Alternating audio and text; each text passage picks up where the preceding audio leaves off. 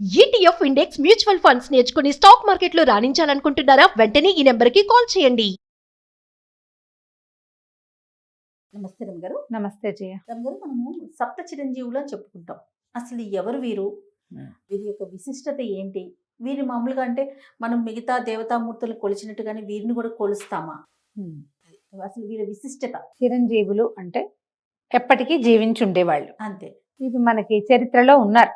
7 సప్త చిరంజీవులు అంటే 7 కాదు, మార్కండేయుడు కూడా ఉన్నాడు, వాళ్ళతో 8వ వాడు. సాధారణంగా ఈ సప్త చిరంజీవుల మాట ఎప్పుడు వస్తుంది మనకి? పుట్టినరోజు నాడు వీళ్ళని తలుచుకుంటే అపమృత్యు నివారణ కలుగుతుందని చెప్తారు. దేవుళ్ళల్లాగా కొలవం మనం. ఇందులో కొలవబడేవాడు ఉన్నాడు ఒక ఆయన, ఆంజనేయుడు. ఆంజనేయుని కొలుచుకుంటాం కదా మనం. ఆయన చిరంజీవి. ఇప్పటికీ హిమాలయాల్లో ఆంజనేయ స్వామి ఉన్నాడని కొన్ని ఫోటోలు అవి వస్తూ ఉంటాయి. అయితే మిగిలిన వాళ్ళు ఎవరికి ఇలాగా దైవికమైన ఇవి లేవు, కానీ వాళ్ళు చిరంజీవులుగా భయపడితే అలా వరాలు పొంది ఉన్నవాళ్ళు, శాపం పొందిన వాళ్ళు కూడా ఒకళ్ళు ఉన్నారు ఇందులో. వరమే అది శాపంగా పరిణమించింది. అశ్వత్థామ బలిర్వ్యాసో హనుమాన్స్య విభీషణ కృప పరశురామశ్చ సప్తైతే చిరజీవిన. అశ్వత్థామ, బలి, వ్యాసుడు, హనుమాను, విభీషణుడు.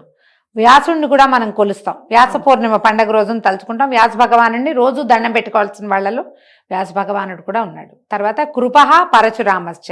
పరశురాముడు భగవంతుడి అవతారమైన ఆయనకేం మనం పరశురామ జయంతి ఏం చేసుకోం. ఉంది క్యాలెండర్లో ఒకరోజు పరశురామ జయంతి ఉంటుంది, కానీ మనం ఏం చెయ్యం. కృపుడు, కృపాచార్యుడు కూడా. వీళ్ళు 7 పొద్దుటిపూట తలుచుకోవాలి. ఇది ఎప్పుడు తలుచుకోమంటారు? పుట్టినరోజు నాడు. దీంతో పాటుగా ఈ 7 చిరంజీవులతో పాటు మార్కండేయం తథాష్టమం అంటారు. మార్కండేయుడు 8వ వాడు. వీళ్ళని గనక తలుచుకుంటే బర్త్డే రోజున, పుట్టినరోజు మన తిథో నక్షత్రము చూసుకుంటాం కదా, ఆ రోజున గనక పొద్దున్నే పాలు, బెల్లం, నల్ల నువ్వులు దేవుడికి నివేదన పెట్టి బెల్లము, నల్ల నువ్వులు, పాలు చెప్తారు. ఈ శ్లోకాన్ని గనక ఈ సప్త చిరంజీవుల్ని మార్కండేయుడితో పాటు 8 మందిని తలుచుకుంటే అపమృత్యు భయం లేకుండా ఉంటుంది అని. అయితే వీళ్ళల్లో ప్రతి వాళ్ళది వేరు గాథలు, ఎవరి కథ వాళ్ళదే.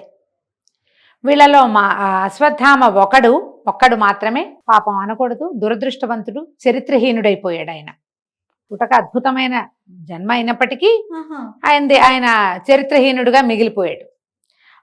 బలి చక్రవర్తి. సంవత్సరానికి 2 సార్లు ఈ బలి చక్రవర్తిని బలిపాడ్యమి చేసుకుంటాం. తర్వాత ఏమో మన కను పండగ నాడు బలి చక్రవర్తి బయటకు వస్తాడని ఆయన కోసమే రథం ముగ్గేస్తాం మనం.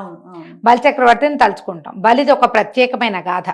భగవంతుడి చేత అణచబడి ఆయననే తన ఇంటికి కాపలా పెట్టుకున్నంత మహాభక్తుడు బలి. అదొక కథ. అశ్వత్థామది ఒకటి, బలి. తర్వాత వ్యాసుడు. వ్యాస మహర్షి కథ కూడా మనకు తెలిసిందే. ఆయన వల్లే మనకి ఒక గుత్తగా ఉండేటువంటి, ఒక పూర్తి స్వరూపంలో ఉండేటువంటి వేదాలని చతుర్భాగాలుగా చేశాడు. 4 భాగాలుగా విడదీసి వేదవ్యాసుడుగా పేరు పొందాడు ఆయన. వ్యాస పౌర్ణమి చేసుకుంటాం. అశ్వత్థామ బలి వ్యాసో హనుమాన్స్య విభీషణ. హనుమాన్, ఆంజనేయ స్వామి కథలు ఏముంది, నిత్యము ఆంజనేయ స్వామిని తలుచుకుంటాం మనం. ఆంజనేయుడు. తర్వాత హనుమాన్స్య విభీషణుడు. ఈ విభీషణుడు ఎవరు? రావణాసురుడి యొక్క తమ్ముడు. రాముల వారికి సహాయం చేసిన వాడు. ఆయన ఇప్పటికీ జీవించి ఉన్నాడని, ప్రతిరోజు శ్రీరంగం వస్తాడని చెప్తారు. శ్రీ రంగనాథుణ్ణి దర్శించుకుంటాడని, ఇప్పటికీ విభీషణుడు ప్రతిరోజు వస్తాడని, లంకలో ఉన్నారని ఒక కథ. ఆయన జీవించే ఉన్నాడు. తర్వాత కృప పరశురామశ్చ. కృపాచార్యుడు. ఈ కృపాచార్యుడు ఎవరు? మనం మొట్టమొదటి పేరు చెప్పుకున్న అశ్వత్థామకి స్వయాన మేనమామ. ఆయన కూడా చిరంజీవి. పరశురామశ్చ, ఆఖరివాడు పరశురాముడు. ఎవరు ఈయన? పెద్ద మనిషి. భగవంతుని యొక్క రకరకాల అవతారాలలో విష్ణువంశతోటి జన్మించిన వాడు పరశురాముడు. రామావతారంలో మనకి ఈయన కనిపిస్తాడు. మళ్ళీ కృష్ణావతార గాథల్లో కూడా భీష్ముడికి గురువుగా ఉన్నాడని, అదని మనం కర్ణుడికి గురువు అయ్యాడు పరశురాముడు. ఆయన తర్వాత యుగంలో కూడా కనపడతాడు. ఇప్పటికీ కూడా ఆయన జీవించే ఉన్నాడు. విష్ణువంశ సంభూతుడు పరశురాముడు. పరశురామశ్చ. వీళ్ళు 7 చిరంజీవులు. వీళ్ళతో పాటు మార్కండేయుడు 16 ఏళ్లకి మరణిస్తాడన్న మాటతోటి జన్మించి శివపూజతోటి శాశ్వతత్వాన్ని సంపాదించుకున్నవాడు మార్కండేయుడు. చిరంజీవిగా ఎప్పటికీ జీవించుంటాడు. మార్కండేయ ఆయుష్ అంటారు ఆయన. ఎప్పటికీ ఆయుష్ తీరదు. వీళ్ళని తలుచుకోవాలి. సో ఈ సప్త చిరంజీవులు అంటే 8 ఆయన మార్కండేయతో కలుపుకుంటే 8 మంది అవుతా ఉన్నారు కదా రమగారు. ఎవరి గొప్పతనం వాళ్ళదేనండి. అంతే, ఎవరి గొప్పతనం వాళ్ళది, ఎవరి పుటక వాళ్ళది, ఎవరి జన్మ రహస్యం వాళ్ళది. వరాలతో పుట్టినవాడు, వరంతో పుట్టినవాడు అశ్వత్థామ. బలిచక్రవర్తి ప్రహ్లాదుని యొక్క మనవడు. బలిచక్రవర్తి. అక్కడి నుంచి విభీషణుడు చూడు, విభీషణుడిది ఇంకొక ప్రత్యేకమైన గాథ. ఆయన ఇద్దరు అన్నదమ్ములు ఇద్దరు రావణ కుంభకర్ణులు. వీళ్ళెవరు జయ విజయులుగా ఉండి సనక సనందనలతోటి శాపం పొందినటువంటి జయ విజయులు, వైకుంఠంలో జయ విజయులు శాపం పొంది రావణ కుంభకర్ణులుగా జన్మించారు. ఆ రావణ కుంభకర్ణులుగా జన్మించిన వాళ్ళ తాలూకు సోదరుడుగా జన్మించాడు విభీషణుడు. వాళ్ళిద్దరూ శాపగ్రస్తులు. వాళ్ళిద్దరు వెళ్ళిపోయారు. వెళ్ళి మళ్ళీ పుట్టడానికి వెళ్ళారు. మళ్ళీ పుట్టారు కదా, ముందు హిరణ్యకశిపులుగా పుట్టారు మొదట. అక్కడి నుంచి రావణ కుంభకర్ణులుగా పుట్టారు. ఈ రామావతారం పరిసమాప్తి అయ్యేసరికి వీడిపోయి మళ్ళీ కృష్ణావతారంలో శిశుపాల దంతవక్తులుగా మళ్ళీ జన్మించారు. కానీ విభీషణుడు జీవించే ఉన్నాడు ఇప్పటికే. వాళ్ళతో పాటు పుట్టినవాడు. మళ్ళీ వీళ్ళతో పాటు పుట్టింది ఎవరు? శూర్పణఖ. రావణుడు, కుంభకర్ణుడు, విభీషణుడు తర్వాత శూర్పణఖ జన్మించింది. రాక్షసులతోటి జన్మించిన వాడొకడు, ఆయన చూడండి, భగవంతుని అనుచరుడుగా ఉండి, రామావతారంలో రాముల వారికి అనుచరుడుగా ఉండి, ఆయన పట్టాభిషేకం చూసి ఆయన తాము పూజించేటువంటి రంగనాథ స్వామి విగ్రహాన్ని విభీషణుడికి ఇచ్చారట. రాముల వారు ఆ విగ్రహాన్ని తీసుకుని వెళ్తూ ఆయనే శ్రీరంగంలో వదిలిపెట్టేశాడని చెప్తారు. అక్కడ ఉన్న స్వామి రాముల వారు వాళ్ళు పూజించిన స్వామిగా చెప్పబడుతుంది. అదొక గాథ, ప్రత్యేకమైన కథ. అతను ఇప్పటికీ జీవించే ఉన్నాడు.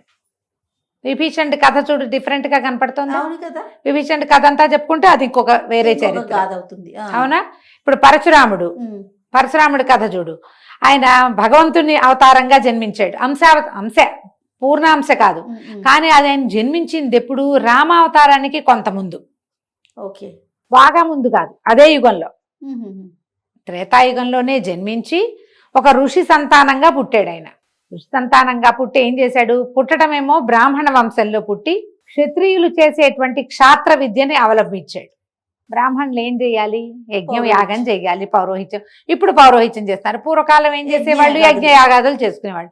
జమదగ్ని మహాముని ఆయన తపస్సు చేసుకునేవాడు, యజ్ఞ యాగాదులు చేసేవాళ్ళు. ఆయన కొడుకైన పరశురాముడు మాత్రం ఏం చేశాడు? ఆయుధం పట్టి 21 సార్లు భూమండలం అంతా తిరిగి క్షత్రియులని సంహరించాడు. ఎలాంటి విపరీత క్రియ.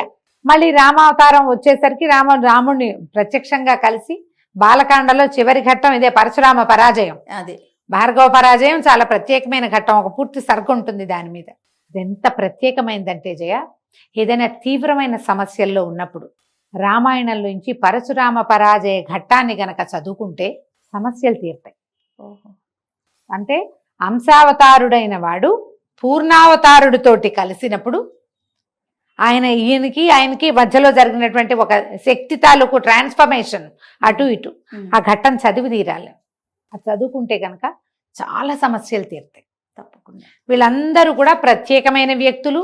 ఎవరి కథ వాళ్ళది విశేషమైనదే. అందరిలోకి చిన్న కథ కృపాచార్యుడిదే.